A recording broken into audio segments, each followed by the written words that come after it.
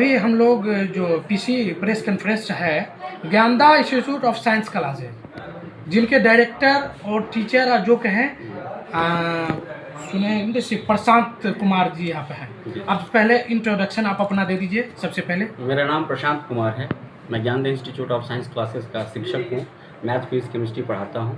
केवल 2009 से मेरा ये इंस्टीट्यूट यहाँ पर इस्टेब्लिश्ड है और तब से मैं बच्चों को पढ़ा रहा हूँ, सिखा रहा हूँ। बस यही मकसद है कि क्षेत्र के बच्चियाँ जो है सो आगे बढ़ें।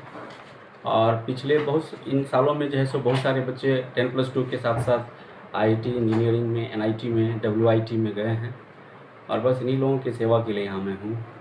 तो मकसद बस यही है। प्रशांत सर, हमको आप ये जानकारी दीजिए, क्योंकि हम आपके बच्चे, क्योंकि 2022 की मैं सिर्फ विगत नहीं लेता हूँ, वर्तमान ले रहा हूँ, तो 2022 में जो इंटर में 12वीं में की जो छात्राएँ जो आपके पास आपके इंस्टीट्यूट से जो उत्तीर्ण हुए हैं, जिला टॉपर किए हैं, प्रखंड टॉपर किए, किस ढंग से पढ़ाते हैं?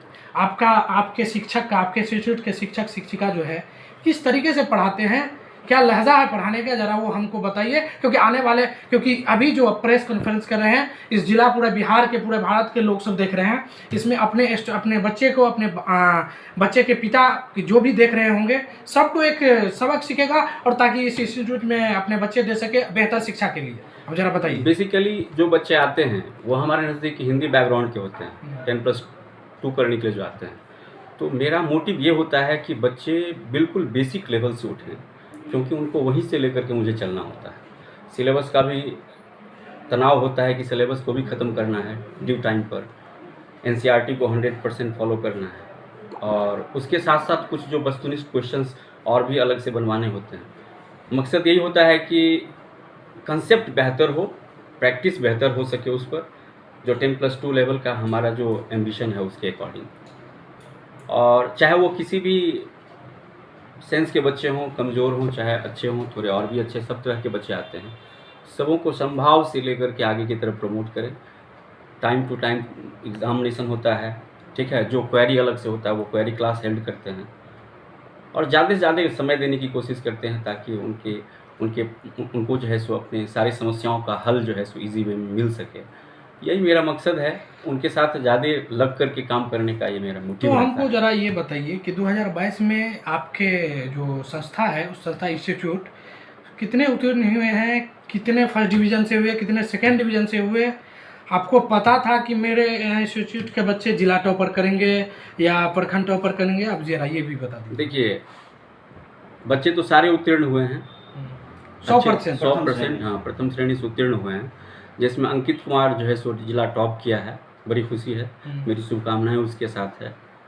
छात्र तो अच्छा था, इसमें कोई दुमत नहीं, लेकिन जिला टॉप करेगा इसकी मुझे पूर्ण विश्वास नहीं था। अच्छा करेगा ये मालूम था, लेकिन जिला में अच्छा करेगा ये मालूम नहीं था। सर, हमको एक करवी से मैं सवाल कर रहा हूँ आपसे, क्योंकि आजकल बहुत भी सारे ऐसे जगह, ऐसा तो नहीं है कि दूसरे स्टूडेंट के नाम अपने संस्था से जोड़ रहे हैं। सबसे बड़ी बात है कि आप इस चीज़ के सत्यापन के लिए उस बच्चे से ही आप पूछ लीजिए, या फिर आपको मैं अपने सामने खड़ा करके दिखा देता हूँ, उसको उसी से पूछिए।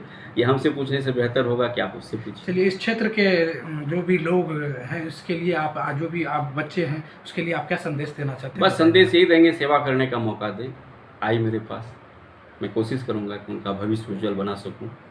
जो वो हमारे पास जो जिस मकसद से आएंगे उस मकसद में मैं अपने आप को 100% सफल कर पाऊँ, यही मेरा उन तक संदेश है। और पूछ सकते हैं आप तो पूछ लीजिए अपने से। सर, योग ही करता रहा हूँ, ठीक है।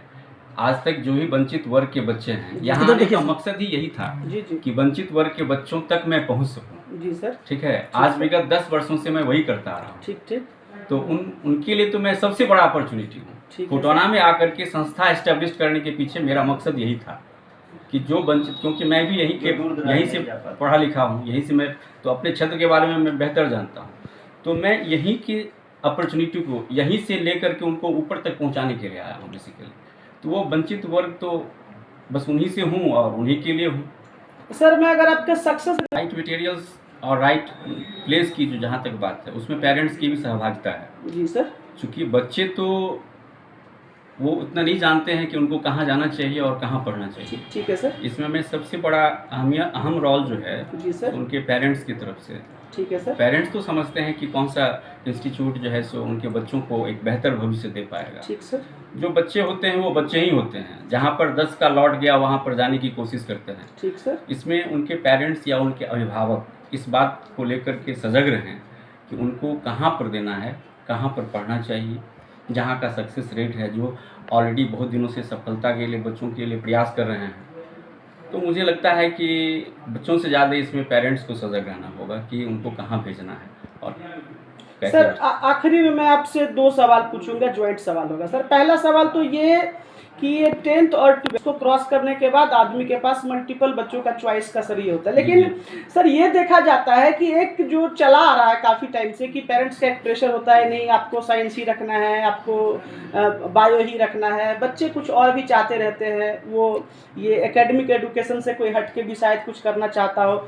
ऐसे में उन बच्चों के गार्जियन को क्या आप एक देना चाहेंगे कि कहीं न कहीं बच्चों पर दबाव नहीं होना चाहिए सब्जेक्ट को चूज करने का, क्या वो पढ़ना चाहते हैं? निश्चित रूप से। और सर दूसरा सवाल इसी में मैं इंक्लूड करूंगा कि जो बच्चे सक्सेस होकर निकलते हैं तो आगे के लिए क्या एक आप उनको गाइडलाइंस देंगे कि कैसे वो बेटर फ्यूचर को सब देख सके, क्योंकि सर ये बहुत बड़ा मोड़ होता है 10th और 12th दोनों से।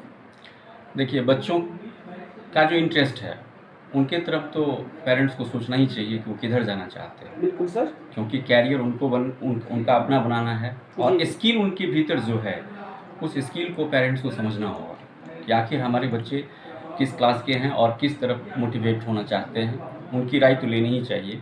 और फोर्स जहाँ तक है कि फोर्स दे करके कि भाई आप साइंस पढ़ो या मैथ पढ़ो, तो फोर्स देने की बात नहीं, सजेस्ट कर सकते हैं कि उनको क्या उनके भविष्य के लिए बेहतर होगा। फोर्स तो कभी भी जो है सो उनके लिए अच्छा नहीं होगा। और यहाँ से 10+2 करने के बाद जो बच्चे भविष्य में, बेसिकली ये तो साइंस इंस्टीट्यूट है जी सर, तो मैं तो साइंस पढ़ाता हूँ, तो साइंस पढ़ाने के जो ऑप्शंस हैं जी जी उसके उस पाथ पर जो है सो मैं प्रोसीड करने की कोशिश करता हूँ। वैसे 10+2 करने के बाद तो बहुत सारे व्यूज़ खुलते हैं, जहाँ भी जाना चाहें, जिस फैकल्टी में जाना चाहें, जिस तरफ मूव करना चाहें वो कर सकते हैं। और 10+2 मैं समझता हूँ कि अगर बेहतर तरीके से बच्चे करते हैं तो किसी फील्ड में भी जाएं वो बेहतर करेंगे, अच्छा करेंगे। सर एक सवाल और है, आपने अभी कहा कि चूंकि आप साइंस स्ट्रीम को यहाँ पे मेनली यहाँ पे फोकस किया जाता है। सर जो बच्चे मेडिकल या इंजीनियरिंग फील्ड में जाना चाहते हैं, ठीक है सर, फिर वो जब कोटा जाते हैं, आपने शुरू में एक बात और कही थी कि हिंदी बैकग्राउंड के बच्चे यहाँ ज़्यादा आते हैं। सर कोटा वगैरह में जब बच्चे जाते हैं सर, तो शुरुआती का जो उनका समय होता है कहिए कि समझने समझाने में ही चला जाता है, 6 महीना साल भर तो सर लैंग्वेज को पकड़ने में लगता है। ऐसे में और सर कॉस्टली होता है कोटा का, पेरेंट्स के ऊपर में खर्चा। तो क्या ज्ञानदा में ऐसी कोई सुविधा है जहाँ की बच्चे उसका बेसिक प्रिपरेशन करके यहाँ से फिर आगे के लिए जाएं सर? मैं तो उसी ढंग से प्रिपेयर ही करता हूँ। बच्चे जो हिंदी स्ट्रीम में आते हैं उनको अंग्रेजी में लिखना सिखाता हूँ, पढ़ना सिखाता हूँ। जी सर। जितने भी बुक अवेलेबल हैं उस बुक के अकॉर्डिंग उसको प्रोसीड करना शुरू करता हूँ। तो उनको तो मैं चलना सिखाता हूँ बेसिकली। और यहाँ 2 साल पढ़ने के बाद मुझे लगता है कि उनके पास इतना कंसेप्ट होता है कि यहाँ से अब्रॉड कहीं भी अगर वो जाएं तो बेहतर कंसेप्ट वो हायर कर सकते हैं। ऐसा लैकिंग कभी नहीं फील करेंगे वो कि मैं ये नहीं जानता हूँ या मैं वो नहीं जानता। कम से कम सब्जेक्ट का और सिलेबस का जो मुकम्मल कंसेप्ट है वो यहाँ मैं प्रोवाइड कर देता हूँ। ठीक है, जो चाहते हैं कि यहाँ से रह करके हम प्रिपेयर करें वो यहाँ से भी रह करके प्रिपेयर किए हैं। बहुत सारे कबल बच्चे आईटी में भी गए हैं, इससे पहले एनआईटी में भी गए हैं। तब ये है कि इनको फोकस इसलिए नहीं कर पाया कि रिजल्ट छिटपुट होता था, तो इसको मैं एक जगह टुगेदर करके एक्सप्रेस नहीं कर पाता था। धन्यवाद। तो सर लास्ट सर को एक और मैसेज जो आप देना चाहें तमाम बच्चों को? बस सतत अभ्यास से एकाग्रता आती है और एकाग्रता से समग्रता आती है। Thank you sir.